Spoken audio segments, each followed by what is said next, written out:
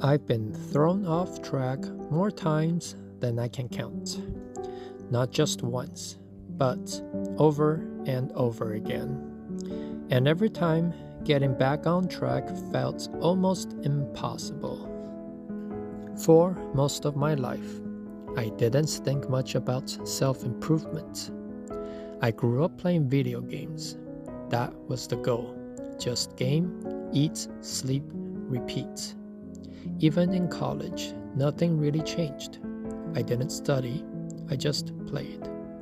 I wanted to change. I wanted self-discipline and study daily, but I just failed.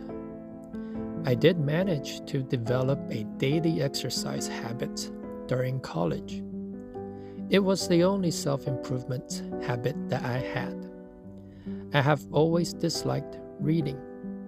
To me, reading was a chore required by school. I was forced to read for school. I never developed a reading habit. I avoided reading to dedicate all my free spare time to playing video games. I wasn't building anything. I was just staying in the same place. The worst of it was I wanted it that way. That didn't hit me until I lost someone important to me. She told me I was boring, not ambitious, not growing. And when she left, that was the first time I really felt it, like something in my life was seriously wrong. Around the same time, I lost my job, then another, and another. I felt like I couldn't hold on to anything. Relationships, work, anything. That was probably the lowest point I had ever been in. I became depressed and stopped exercising, which was the only good habit that I had, and I lost it too. What changed wasn't something dramatic. It was something small. I started reading, just because I was surrounded by books at work. And somehow, that one small habit stuck. I developed a love for reading in my mid-30s. Finally, I don't see books as chores, but as enjoyments for learning and entertainment. Eventually, I built a life, got married, and had kids. But things weren't stable. There was constant conflict, stress, no time for myself. My life became work, kids, work, sleep, repeat. I stopped reading. I stopped improving. I felt stuck again. Then, one day, something small turned into something big. A fight. The police got involved. And that was it. That was the moment everything broke. After separating, something changed. Not instantly, but slowly. I started cleaning my space. I created order. Everything was always messy around the house. My wife was exactly like me when I was younger. No desire to self-improve. She was very messy and very disorganized. Cleaning and organizing after separation really helped make changes and get me on my path of moving in the right direction.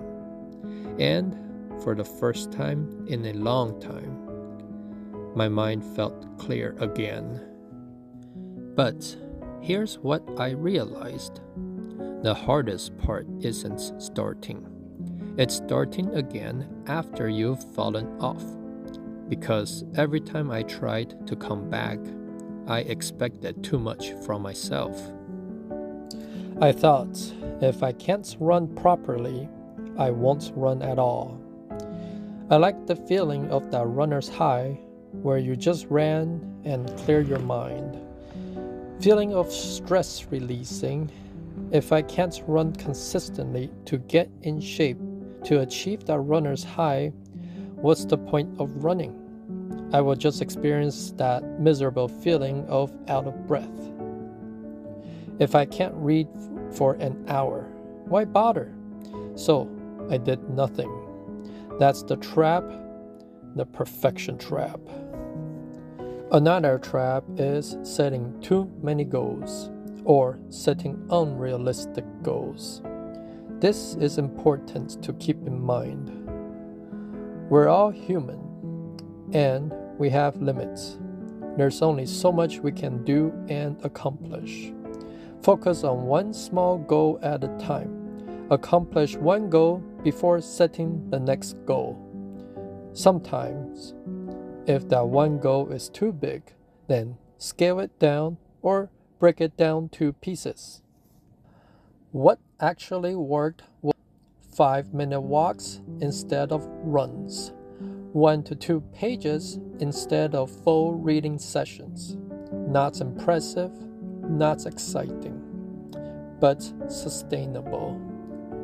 My 5-minute walks did evolve to push-up, pull-up, and squats.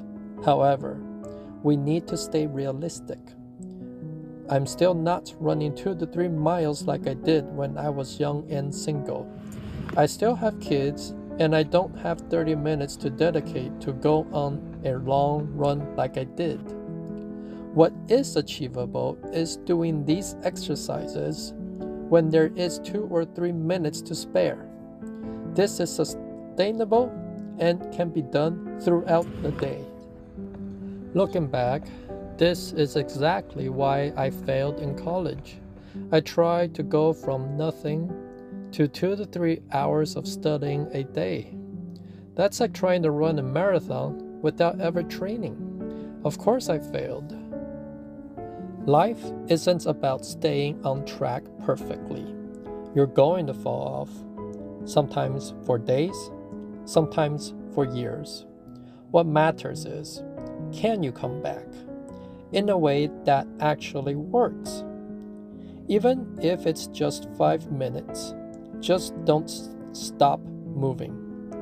Next, I want to focus on adapting and optimizing your habits, plans, and tasks to meet your goals.